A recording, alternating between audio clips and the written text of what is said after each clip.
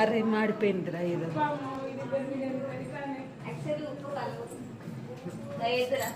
ఇట్లండి ఏం మాడగొట్టారు? అయ్యో ఈరోజు ఏం ఇది స్పెషల్ చూడు మమ్మీ. ఈరోజు ఏం స్పెషల్ నేను వంట చేసి మాడగొట్టారు ఫ్రెండ్స్ ముగ్గురు కోతులు కలిసి. ఇగో నేను ఒక్కదానే కాదు నాతో పాటు అందుకే ముగ్గురు కోతులు కలిసి మాడగొట్టారు ఫ్రెండ్స్ అని నేను. ఒకరు మూత తీసా ఫ్రెండ్.